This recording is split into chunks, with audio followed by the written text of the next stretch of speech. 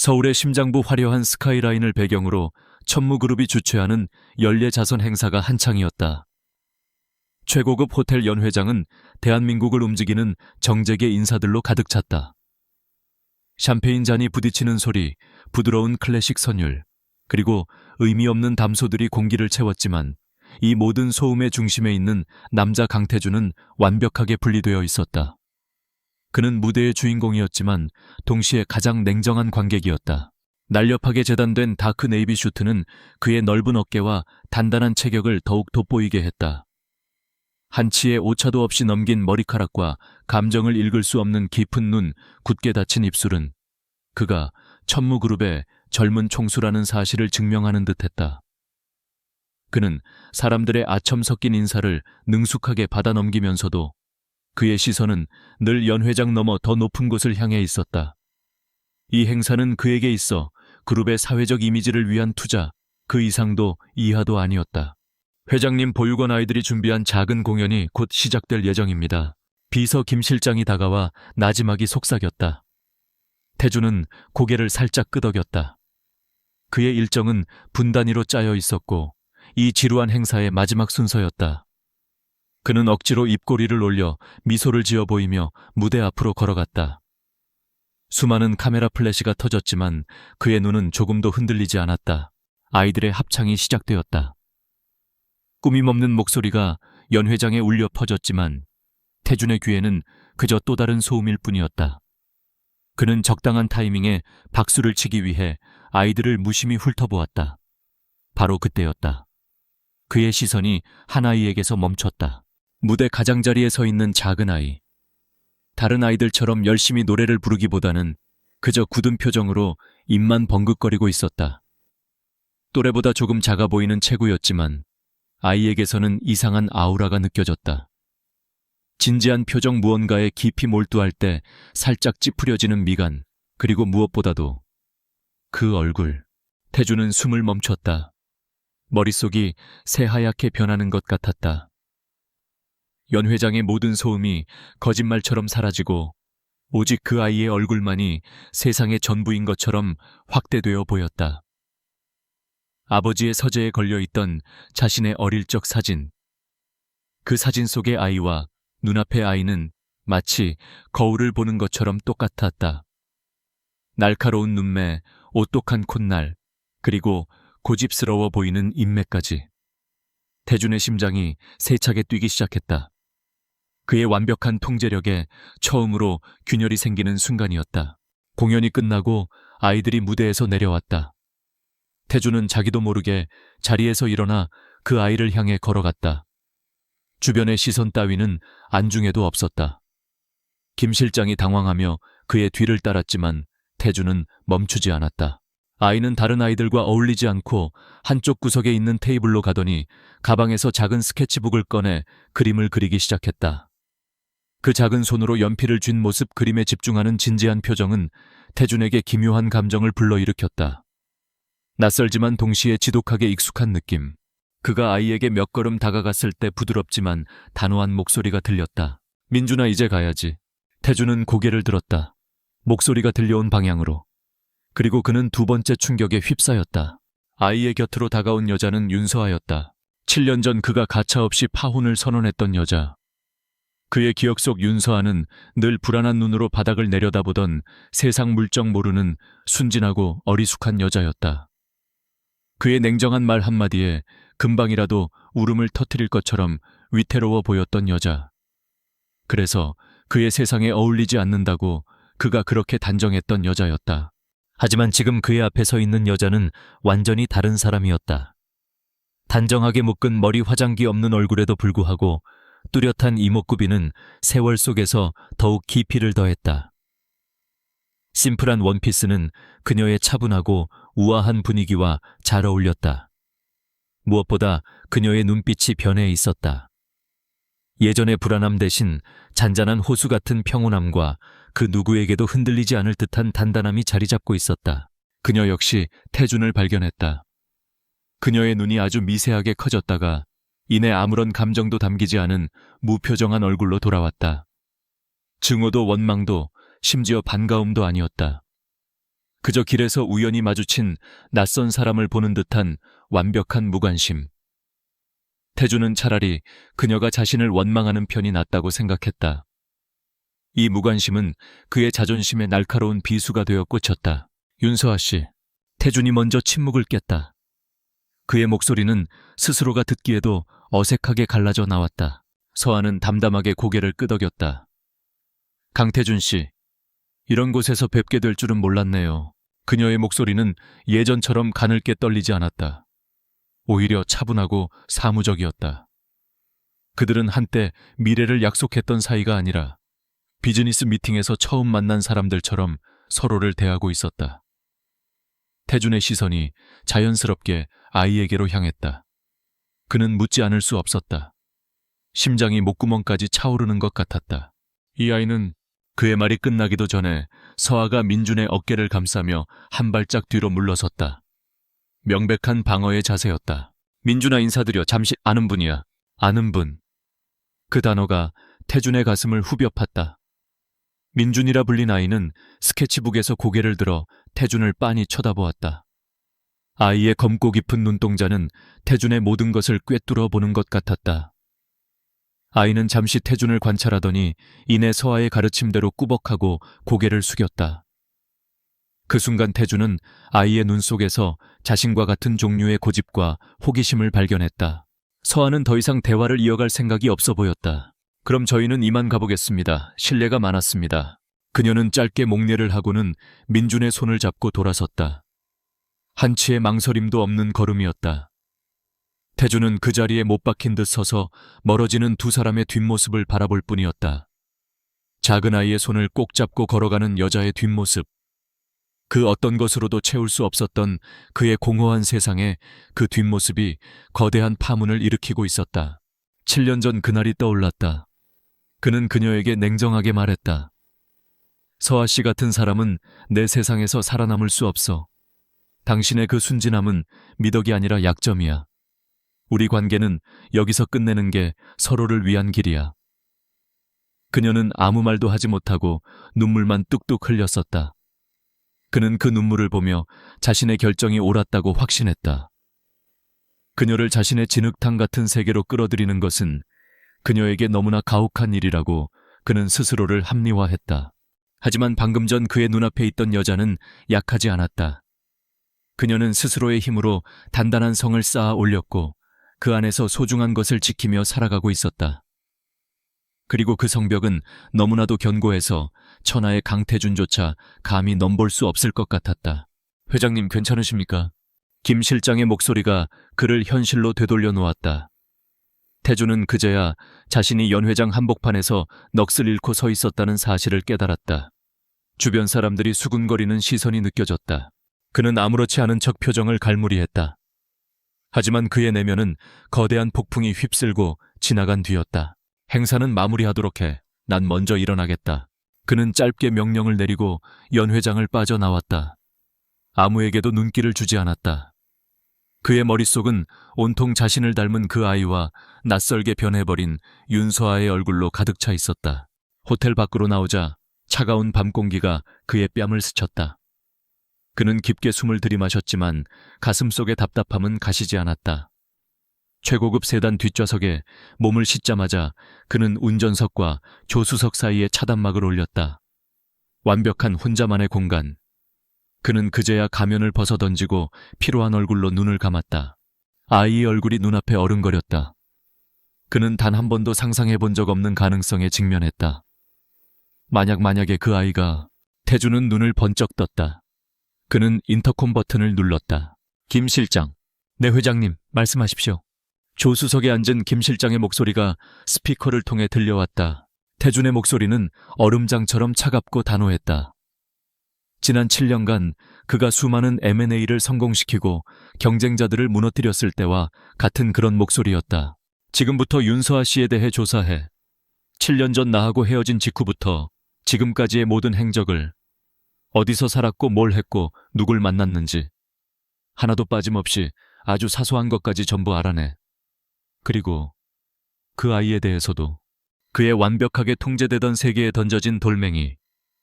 그는 그 돌멩이의 정체를 반드시 알아내야만 했다. 그것이 자신의 세계를 지키기 위해서든 혹은 이미 부서지기 시작한 세계를 되찾기 위해서든. 7년의 세월이 쌓아 올린 견고한 성벽이 오늘 밤 작은 아이의 얼굴 하나로 무너져 내리기 시작했다. 강태준의 펜트하우스는 서울의 밤을 발 아래에 두고 있었다.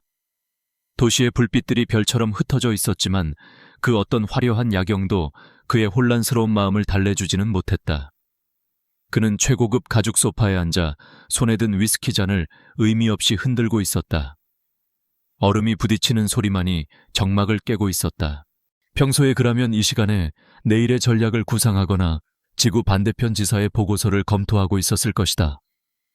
하지만 지금 그의 머릿속은 온통 한 아이의 얼굴과 한 여자의 차가운 눈빛으로 가득 차 있었다. 그는 눈을 감았다.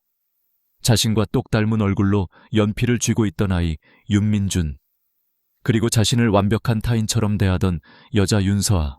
그는 자리에서 일어나 서재로 향했다. 먼지가 쌓인 앨범을 꺼내 펼쳤다. 아버지와 함께 찍은 낡은 사진 속 6살의 강태준이 뾰로통한 표정으로 카메라를 보고 있었다. 그는 사진 속 자신의 얼굴과 기억 속 민준의 얼굴을 몇 번이고 번갈아 떠올렸다. 의심의 여지가 없었다. 그 아이는 자신의 아들이었다. 이 사실은 분노나 기쁨 이전에 거대한 충격으로 다가왔다. 자신에게 아들이 있었다. 지난 6년 동안 이 세상 어딘가에서 자신의 핏줄이 자라고 있었다. 그런데 그는 아무것도 몰랐다. 그의 완벽하게 통제된 인생에 이토록 거대한 변수가 존재했다는 사실을 전혀 알지 못했다. 그때 현관의 벨이 울렸다. 김 실장이었다. 태준의 호출에 한밤중에도 즉시 달려온 충직한 비서. 들어와. 태준의 목소리는 평소보다 훨씬 낮고 무겁게 가라앉아 있었다. 서재로 들어선 김 실장은 태준의 굳은 표정을 보고 상황이 심상치 않음을 직감했다. 조사는 시작했나? 태준이 물었다. 네, 회장님. 신원조회가 가장 빠른 팀을 움직였습니다. 하지만 이 정도로 은밀하게 진행하려면 시간이 조금 더 필요할 것 같습니다. 시간 없어. 태준이 단호하게 말을 잘랐다. 가용할 수 있는 모든 자원을 동원해. 비용은 상관없어. 절대적인 보안을 유지하면서 최대한 빨리 결과를 가져와. 어제 가져왔어야 할 보고서처럼. 그의 눈빛은 마치 적대적 M&A를 지시할 때처럼 차갑고 날카로웠다. 김 실장은 더 이상 질문하지 않고 고개를 숙였다. 회장님이 개인적인 일로 이토록 다급하고 예민하게 구는 것은 처음 있는 일이었다. 그는 조용히 서재를 물러나 자신의 네트워크를 총동원하기 시작했다. 조사는 조용하지만 신속하게 이루어졌다. 김 실장의 팀은 유령처럼 움직였다. 그들은 윤서아의 과거를 파헤치기 시작했다. 7년 전 그녀가 살던 작은 빌라의 이웃들, 그녀가 다니던 대학의 학적 기록, 그녀의 얼마 되지 않던 친구들과의 연락 기록까지. 하지만 7년이라는 시간은 많은 흔적을 지워버렸다. 그녀는 마치 증발이라도 한 것처럼 서울에서 사라졌다.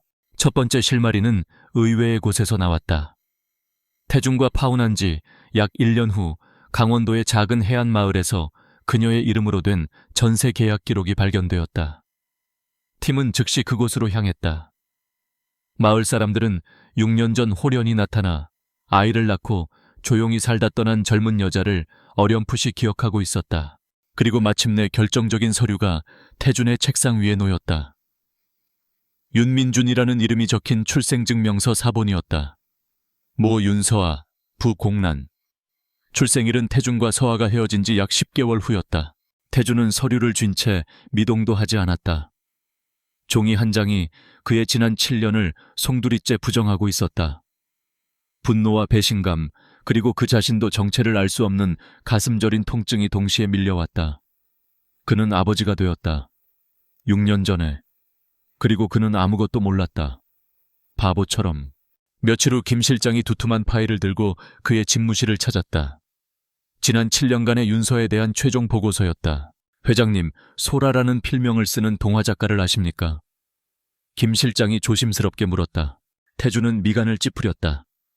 동화 작가. 네. 최근 몇 년간 출간하는 책마다 베스트셀러에 오르며 아이들과 학부모들 사이에서 엄청난 인기를 끌고 있는 작가입니다. 따뜻한 그림체와 감동적인 이야기로 유명하죠. 그 작가의 본명이 윤서아입니다. 태주는 파일을 빼앗듯 넘겨받았다. 보고서의 첫 장에는 서점에서 사인회를 하고 있는 서아의 사진이 있었다. 예전의 어리숙함은 온데간데 없고 부드러운 미소를 지으며 아이들과 눈을 맞추는 그녀의 모습은 자신감과 온화함으로 가득 차 있었다. 다음 장에는 소라 작가의 작품 세계라는 제목의 신문기사 스크랩이 있었다. 기사는 그녀의 책들이 아이들에게 용기와 희망을 준다며 극찬하고 있었다. 보고서를 넘길수록 태준의 표정은 더욱 굳어졌다. 서아는 서울을 떠나 해안 마을에서 민준을 낳고 홀로 키웠다. 처음 몇 년은 경제적으로 매우 힘들었던 것으로 보였다. 하지만 그녀는 굴하지 않았다. 밤에는 아이를 돌보고 낮에는 틈틈이 그림을 그리고 글을 썼다.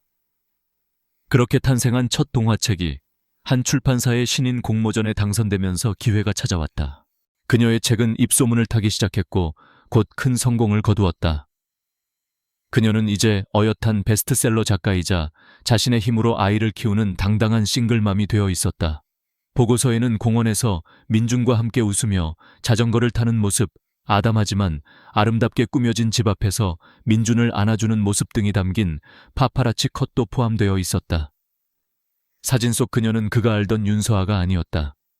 그녀는 행복해 보였다. 자신 없이도. 태주는 파일을 덮었다. 머릿속이 복잡하게 얽혔다.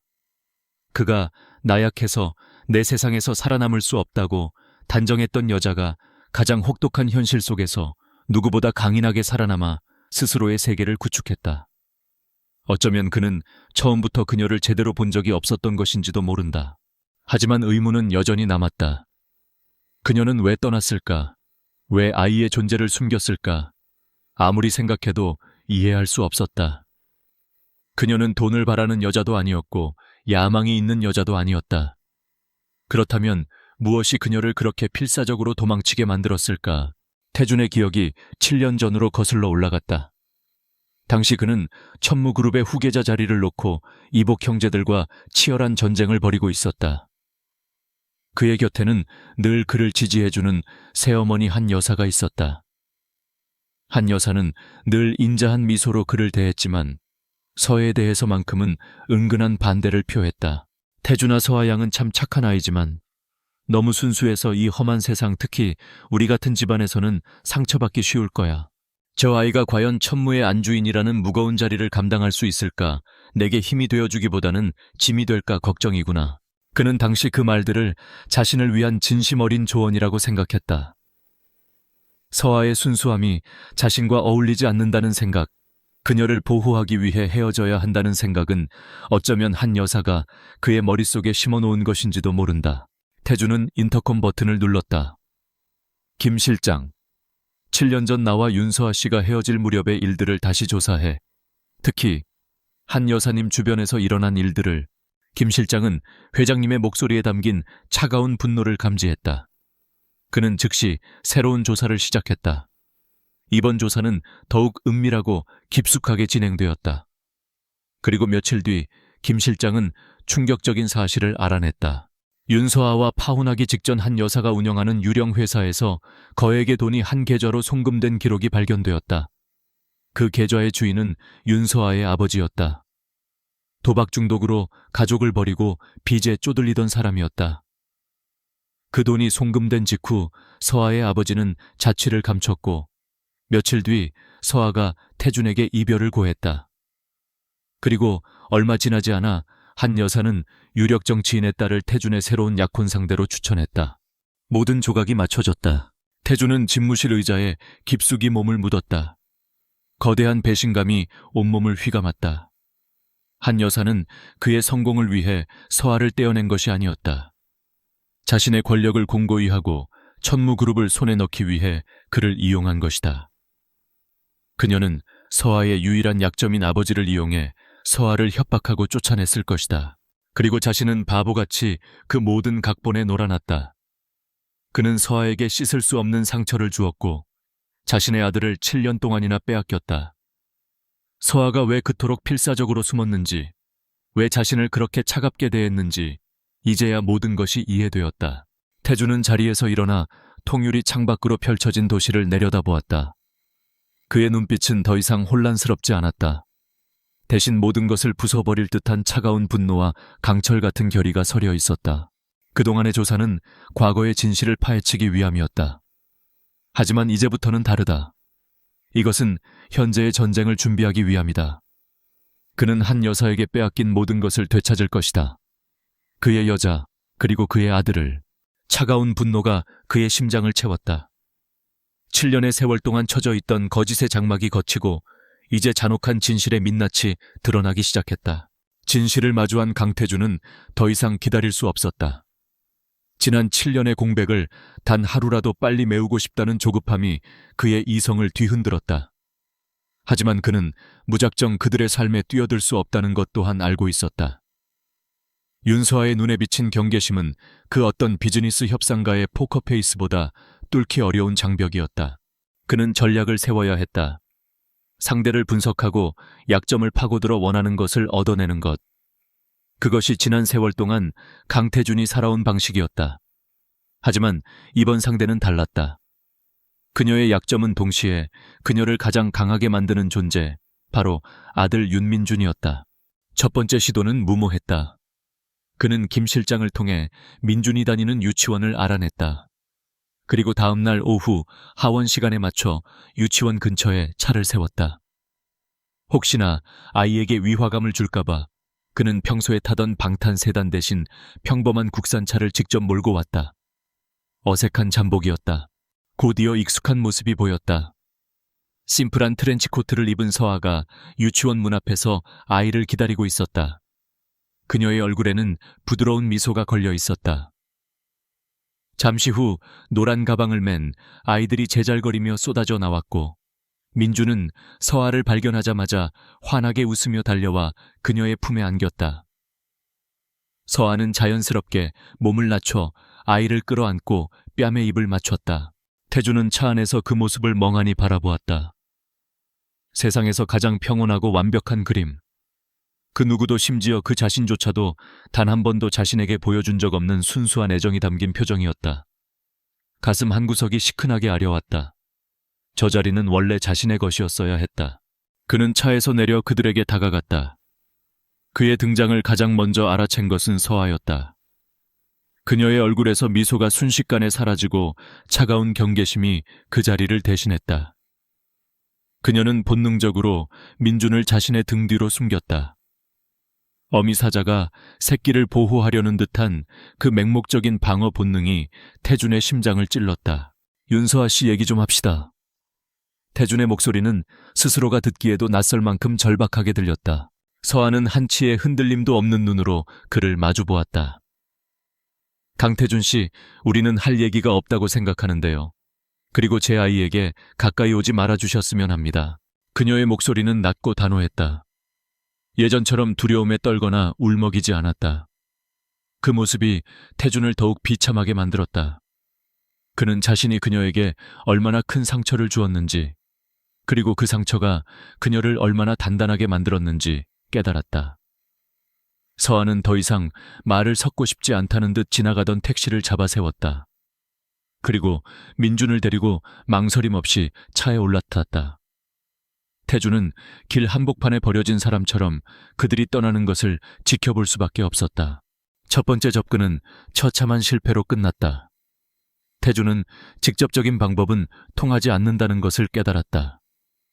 그녀가 쌓아 올린 성벽은 너무나도 높고 견고했다. 그는 다른 방법을 찾아야 했다. 며칠 후 그는 서아의 출판사가 천무그룹이 인수를 앞둔 미디어 기업의 자회사라는 사실을 알게 되었다. 완벽한 명분이었다. 그는 즉시 비서실을 통해 출판사 대표와의 미팅을 잡았다. 미래 협력 및 글로벌 확장 논의라는 거창한 명목 아래 그들의 스타 작가인 소라의 참석을 필수로 명시했다. 거부할 수 없는 지극히 강태준다운 방식의 압박이었다. 약속 당일 서아는 천무그룹 본사 로비에 들어섰다. 사방이 대리석과 유리로 이루어진 거대한 건물은 압도적인 위용을 뽐내고 있었다. 이곳은 강태준의 왕국이었다.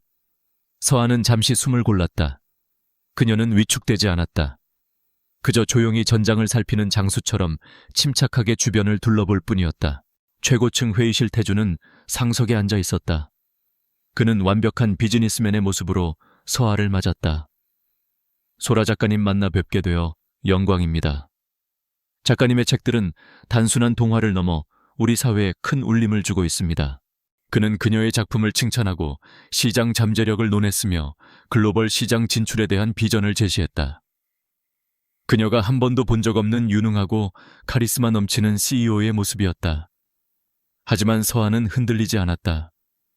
그녀는 시종일관 프로페셔널한 태도로 예의 바르지만 단호하게 자신의 의견을 피력했다. 회의실 안의 다른 사람들은 두 사람 사이에 흐르는 팽팽한 긴장감을 애써 모른 척해야만 했다.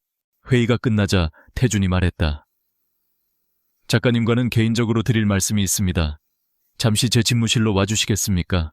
모두가 있는 앞에서 던진 거절할 수 없는 제안이었다. 서아는 말없이 고개를 끄덕였다. 서울 시내가 한눈에 내려다 보이는 거대한 집무실. 그의 권력을 상징하는 공간이었다. 안으로 들어서자마자 태주는 비즈니스라는 가면을 벗어 던졌다. 민준이 내 아들 맞지? 침묵 속에서 던져진 질문이 공기를 무겁게 갈랐다. 서아는 피하지 않았다. 그녀는 그의 눈을 똑바로 바라보았다. 민준이는 내 아들이에요.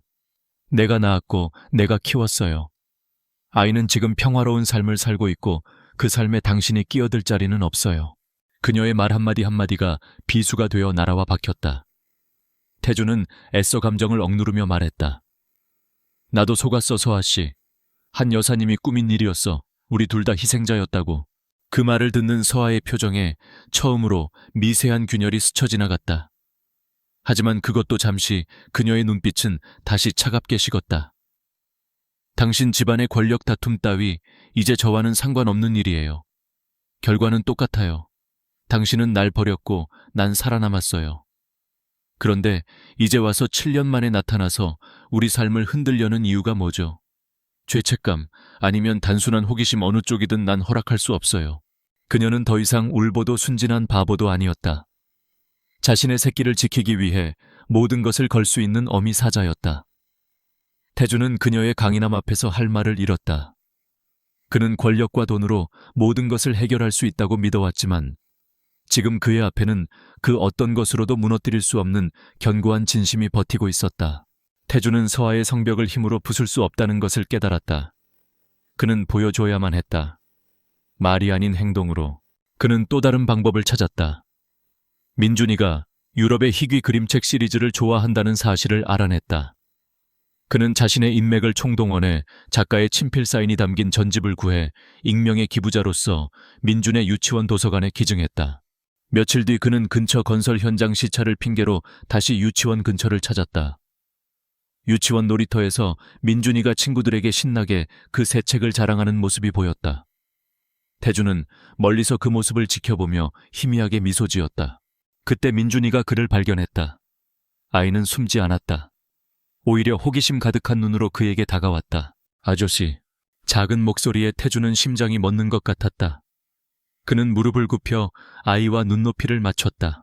왜 아저씨는 우리 엄마 낡은 목걸이 사진 속 아저씨랑 똑같이 생겼어요? 아이의 순진한 질문은 태준의 예상을 완전히 벗어난 것이었다.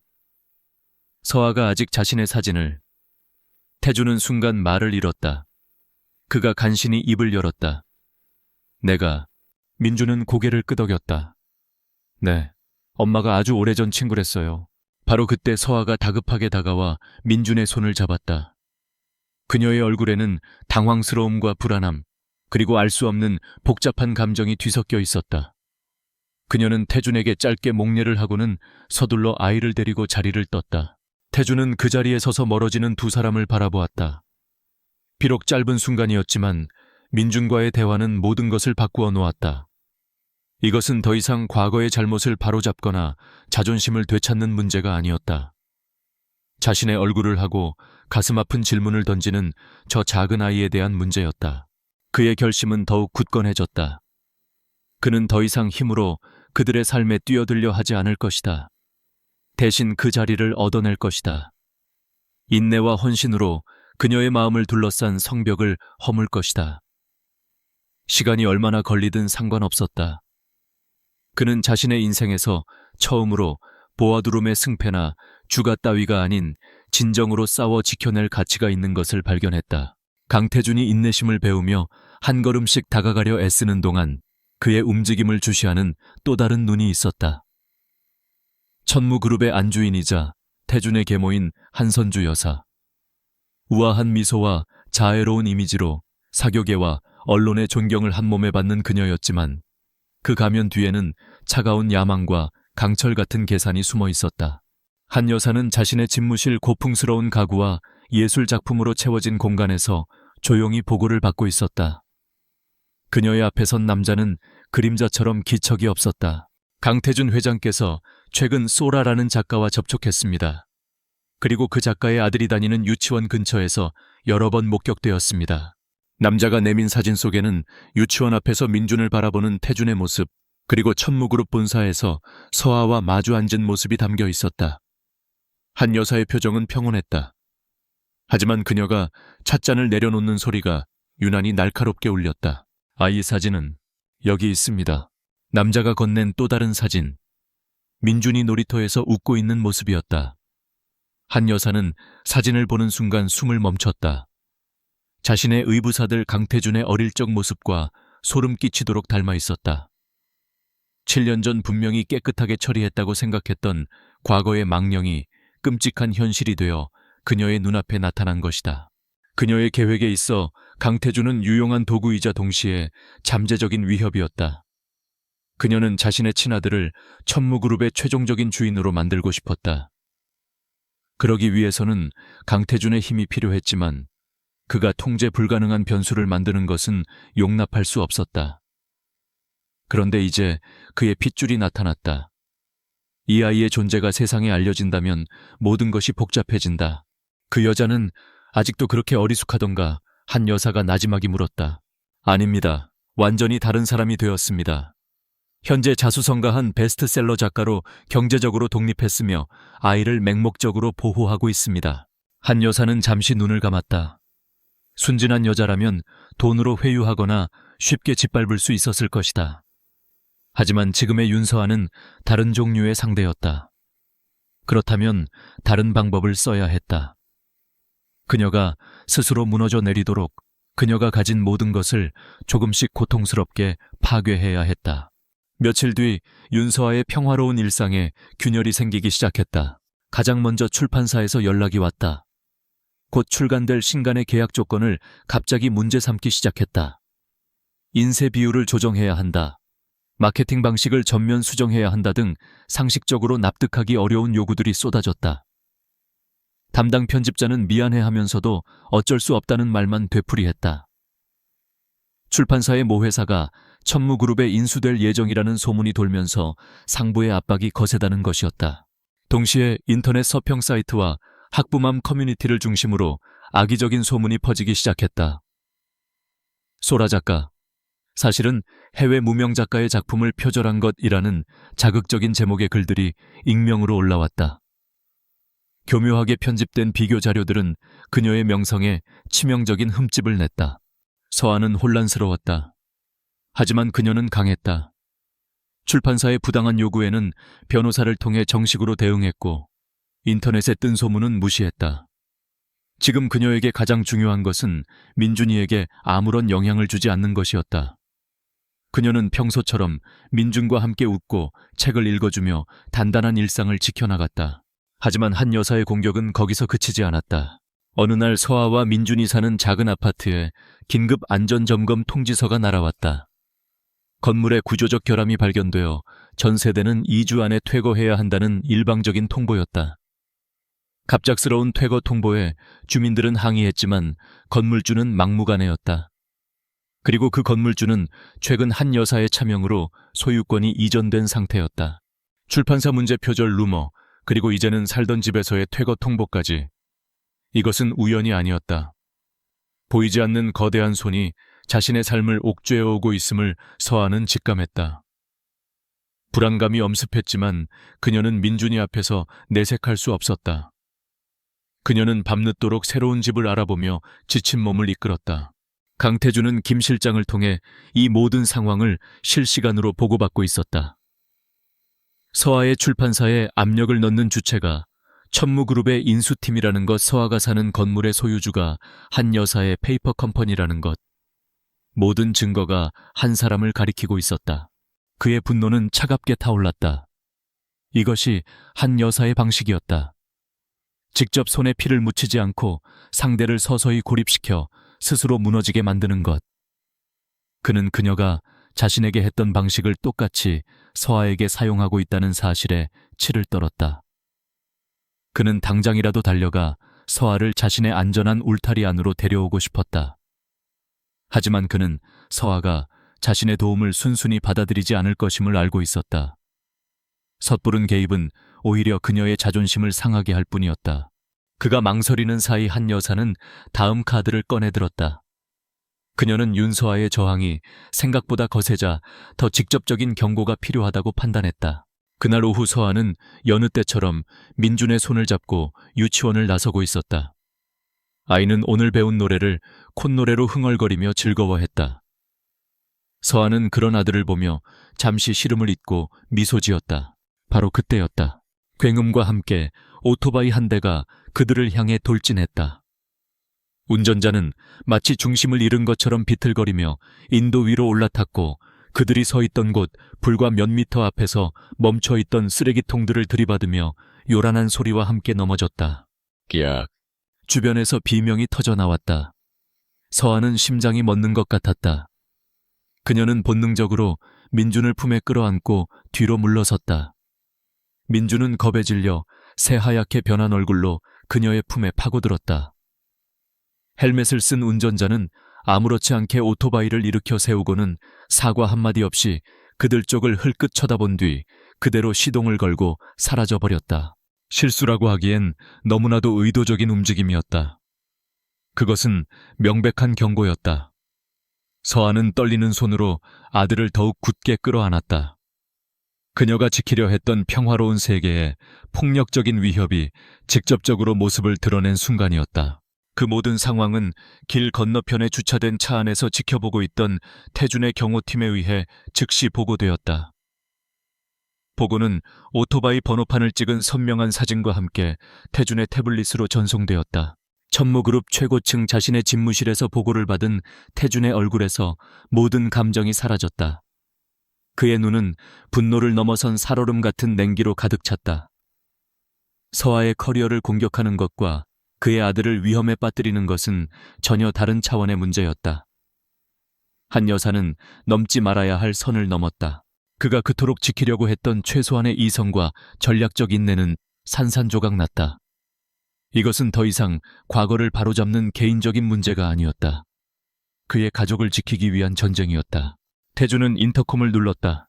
그의 목소리는 소름 끼칠 정도로 침착했다. 김 실장, 네 회장님, 방금 보고받은 오토바이 운전수 당장 찾아내. 누가 시켰는지 알아내고 그리고 즉시 안전가옥을 준비해. 오늘 밤 두 사람을 그곳으로 옮긴다. 이제 게임은 끝났어. 그의 눈이 창밖의 도시를 향했다. 그 도시의 어딘가에 있을 그의 아들과 여자를 향한 맹세였다. 다시는 그 어떤 위협도 그들에게 닿지 못하게 하리라. 한 여사와의 전면전이 마침내 시작되었다. 오토바이 사건 이후 윤서아의 작은 아파트는 더 이상 안전한 안식처가 아니었다. 그녀는 현관문을 걸어 잠그고 모든 창문을 다시 확인했다. 겁에 질린 민준을 겨우 달래 잠재웠지만 그녀 자신은 한숨도 잘 수 없었다. 쿵 하는 작은 소리에도 심장이 철렁 내려앉았다. 그녀가 애써 지켜온 평화로운 세계가 폭력적인 위협 앞에 무력하게 노출되었다는 공포가 그녀의 온몸을 올가매고 있었다. 그때였다. 밖에서 문을 두드리는 소리가 들렸다. 규칙적이고 단호한 노크 소리. 서아는 숨을 죽였다. 이 시간에 찾아올 사람은 없었다. 윤서아 씨, 나야. 문 좀 열어줘, 제발. 민준이 안전에 관한 일이야. 문이 저편에서 들려온 목소리는 강태준의 것이었다. 그의 목소리에는 평소의 오만함 대신 다급함과 진실함이 묻어 있었다. 민준이 안전이라는 말에 서아의 심장이 쿵 내려앉았다. 그녀는 망설이다 조심스럽게 문을 열었다. 틈새로 보이는 그의 얼굴은 굳어 있었고 그의 눈은 오직 그녀만을 향한 깊은 염려로 가득 차 있었다. 그는 초대를 기다리지 않았다. 부드럽지만 단호하게 문을 열고 안으로 들어섰다. 그의 큰 키가 작은 아파트를 가득 채우는 것 같았다. 엄마 뒤에 숨어 빼꼼히 고개를 내민 민주는 무서우면서도 호기심 어린 눈으로 그를 쳐다보았다. 태주는 단도직입적으로 말했다. 출판사 문제, 인터넷의 악성 루머, 이 아파트의 퇴거 통보, 그리고 방금 전에 오토바이까지. 그 어떤 것도 우연이 아니야. 서아는 그가 모든 것을 알고 있다는 사실에 충격을 받았다. 그게 무슨 말이에요? 내 계모 한선주 여사 짓이야. 태준의 목소리는 차갑게 가라앉아 있었다. 그 여자가 당신과 민준이의 존재를 알았어. 그리고 멈추지 않을 거야. 그는 숨 돌릴 틈도 주지 않고 7년 전 그들의 이별에 숨겨진 진실을 털어놓았다. 한 여사가 그녀의 아버지에게 돈을 건넨 사실, 그리고 그 모든 것이 자신을 속이고 그녀를 쫓아내기 위한 계략이었다는 것을. 그는 서아의 눈을 똑바로 바라보았다. 그의 목소리는 그가 단 한 번도 누구에게도 보인 적 없는 날것의 감정으로 떨리고 있었다. 내가 바보였어, 서아 씨. 눈먼 오만한 바보. 그 여자가 날 조종하도록 내버려뒀고 당신에게 용서받지 못할 말을 했어. 내가 당신을 보냈어. 그리고 나의 어리석음 때문에 당신과 내 아들, 우리 아들이 위험에 처했어. 그의 눈에 후회와 고통이 가득했다.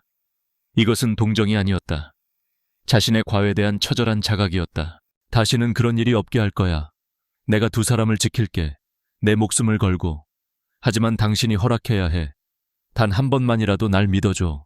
그가 말을 하는 동안 창밖에서는 거짓말처럼 비가 쏟아지기 시작했다. 거센 빗줄기가 창문을 때리는 소리가 두 사람 사이에 무거운 침묵을 채웠다.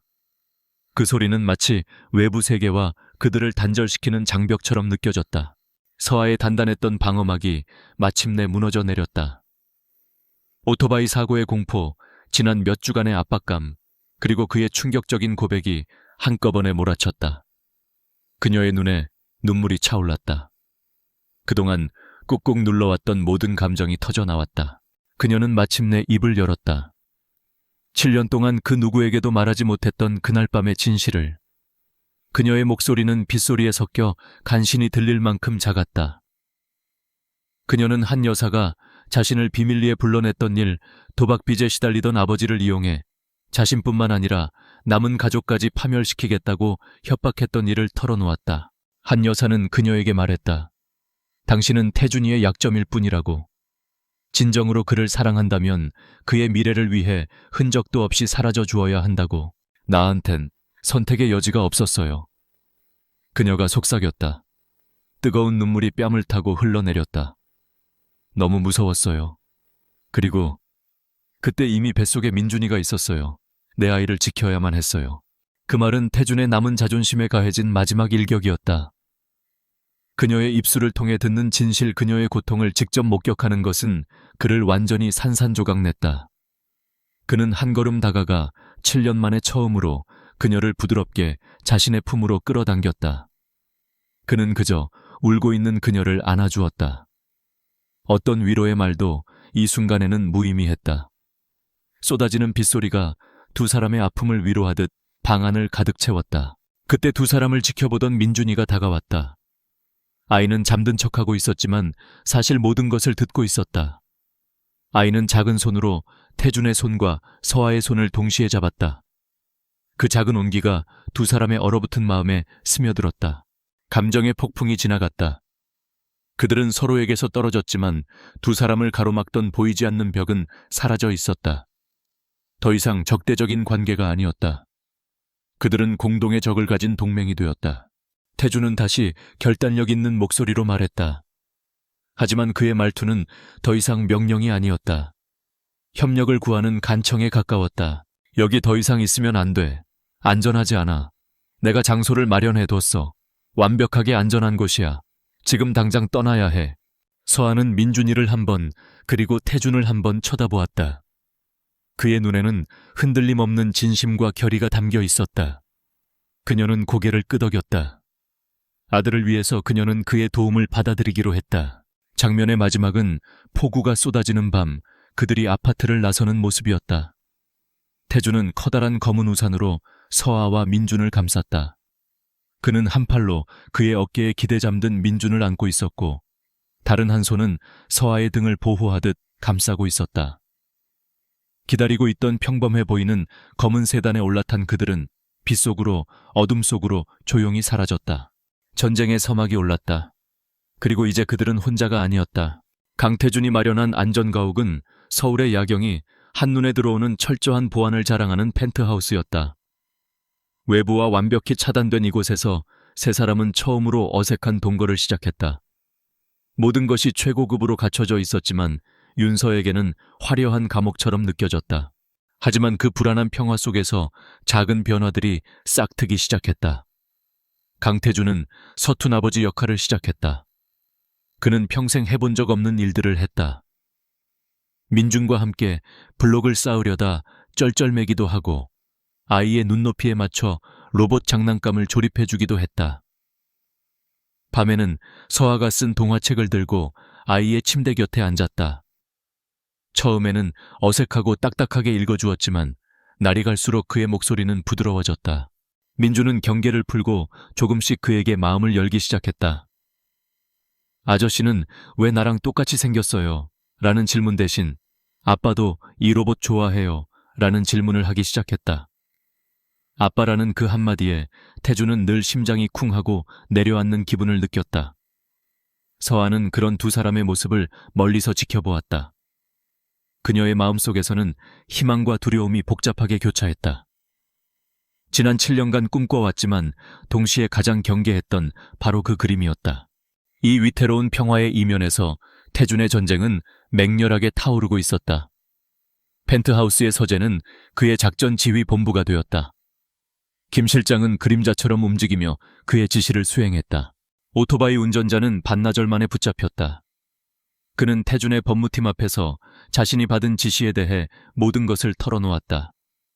그를 고용한 흥신소, 그리고 그 흥신소에 이를 의뢰한 한 여사의 수족 같은 비서까지 연결고리는 명확했다. 이것은 결정적인 무기였다. 하지만 태준은 단지 서아에게 가해진 위협을 응징하는 것에서 그치지 않았다. 그는 이번 기회에 한 여사가 천무그룹 내에 수십 년간 뿌리내린 부패의 근원을 완전히 도려내기로 결심했다. 김 실장 한 여사님이 이사장으로 있는 모든 자선재단과 문화재단에 대한 특별감사를 즉시 시작해 자금의 흐름 해외 계좌 모든 것을 샅샅이 뒤져. 태준의 명령은 절대적이었다. 천무그룹의 최고 감사팀이 비밀리에 움직였다. 그들이 파헤친 진실은 상상 이상이었다. 한 여사는 자선재단을 이용해 거액의 비자금을 조성하고 그 돈으로 정관계 인사들을 관리하며 자신의 세력을 키워왔다. 또한 미공개 정보를 이용한 주가 조작 차명 회사를 통한 그룹 자산 빼돌리기 등 그녀의 우아한 가면 뒤에 숨겨진 탐욕의 민낯이 고스란히 드러났다. 그녀가 그 모든 일을 벌인 이유는 단 하나, 자신의 친아들을 천무그룹의 후계자로 만들기 위한 발판을 마련하기 위함이었다. 모든 증거는 한선주 게이트라는 이름의 보고서로 정리되었다. 이제 남은 것은 이 폭탄을 터뜨릴 최적의 무대를 고르는 것뿐이었다. 기회는 생각보다 빨리 찾아왔다. 천무그룹의 정기 주주총회. 한 여사는 이 자리에서 그룹의 미래를 책임질 대규모 신사업 프로젝트를 발표하며 자신의 입지를 확고히 할 계획이었다. 그녀에게는 최고의 무대였고 태준에게도 마찬가지였다. 태준은 물밑에서 움직였다. 그는 돌아가신 아버지에게 끝까지 충성을 바쳤던 원로 이사들을 비밀리에 만났다. 그는 그들에게 수집한 증거의 일부를 보여주며 협조를 구했다. 아버지의 유지를 받들던 이사들은 경악했고 태준의 계획에 동참하기로 약속했다. 완벽한 체스판이 짜였다. 주주총회 당일, 행사장은 긴장감으로 가득 찼다. 한 여사는 여왕처럼 우아하고 자신감 넘치는 모습으로 입장했다. 그녀는 단상에 선 태준의 지나치게 침착한 표정을 보았지만 그저 젊은 총수의 오만함이라 여기고 대수롭지 않게 넘겼다.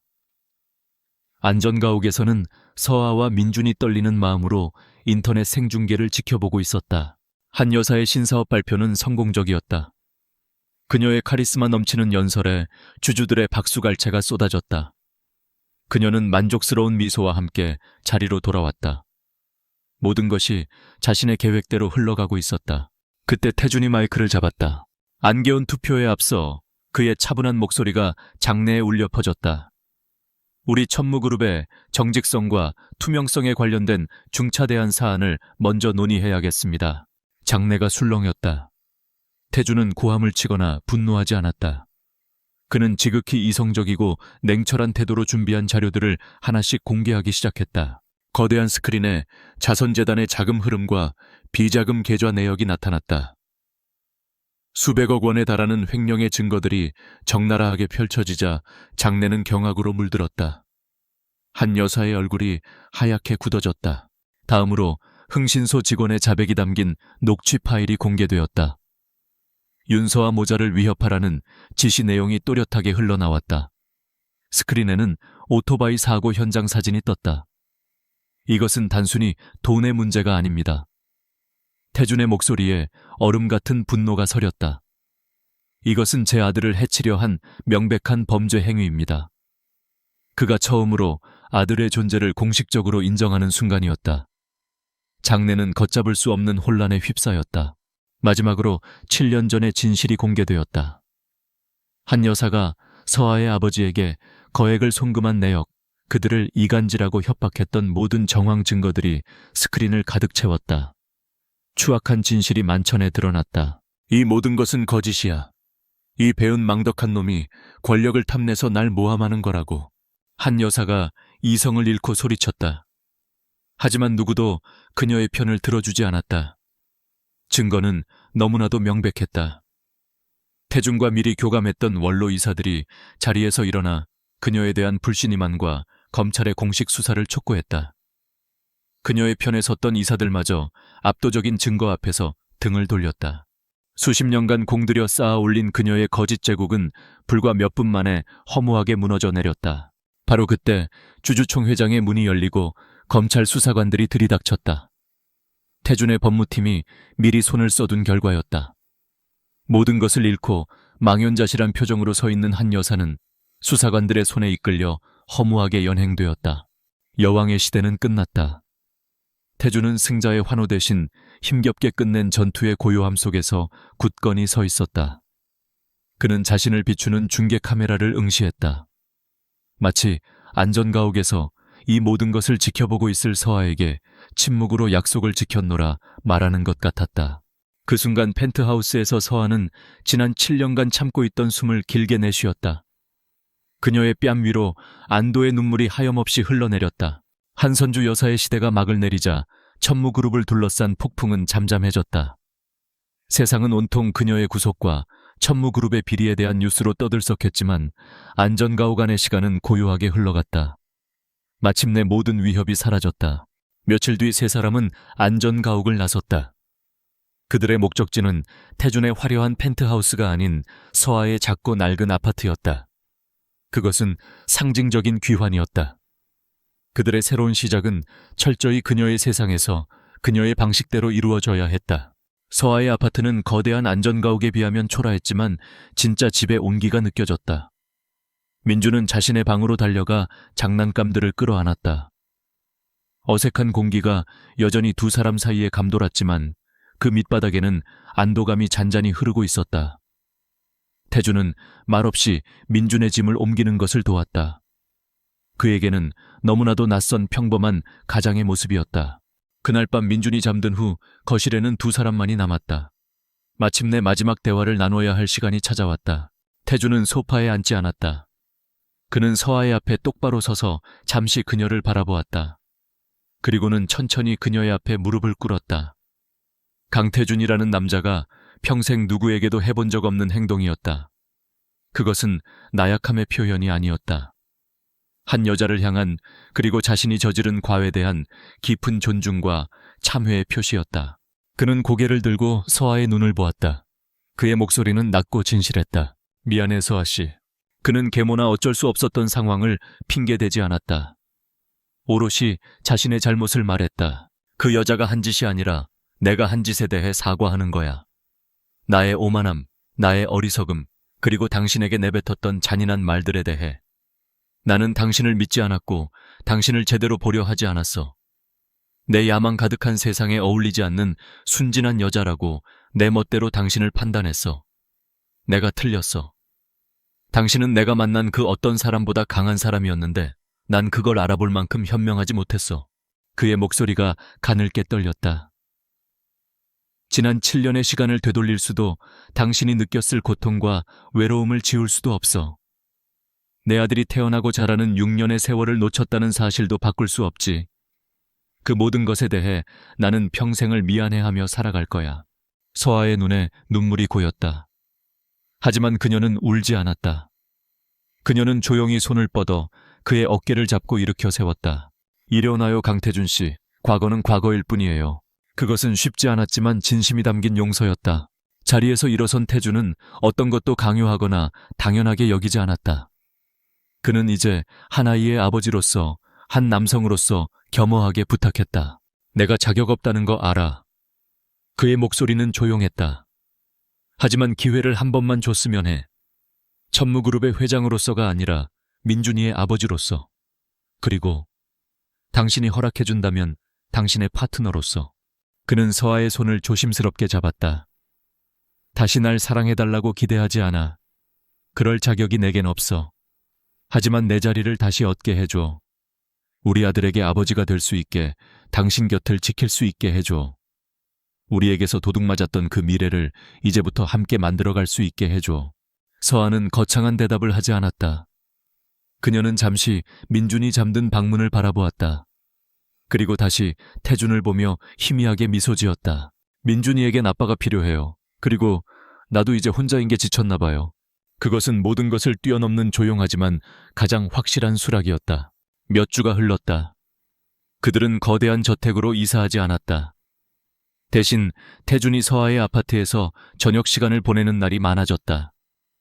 그는 일하는 시간을 줄이고 중요한 일이 아니면 부하 직원들에게 위임했다. 그가 잃어버렸던 시간을 이제야 되찾으려 노력하고 있었다. 이야기의 마지막 장면은 어느 평범한 저녁이었다. 잠옷을 입은 민준이 침대에 누워 있었고 태준이 침대 맡에 걸터앉아 서아의 동화책을 읽어주고 있었다. 길을 잃었던 작은 별이 자신의 별자리를 다시 찾아가는 이야기였다. 서아는 방문에 기댄 채 그 다정한 풍경을 부드러운 미소로 바라보고 있었다. 태준이 책의 마지막 장을 덮자 반쯤 잠이 든 민준이 중얼거렸다. 아빠 내일 또 읽어줘요. 물론이지 아들. 태준의 목소리가 짙은 감정에 젖어들었다. 그는 아이의 이마에 입을 맞추고 이불을 잘 덮어주었다. 그는 조용히 일어나 서아에게로 걸어갔다. 아무 말 없이 그는 그녀의 손을 잡았다. 두 사람은 잠시 그렇게 서서 잠든 아들을 바라보았다. 열정적인 키스도 화려한 결혼의 약속도 없었다. 그저 평온하고 희망에 찬 고요한 순간만이 존재했다. 마침내 하나의 가족이 온전해졌다. 7년의 긴 시간을 돌아 마음이 머무는 집으로 돌아온 것이다.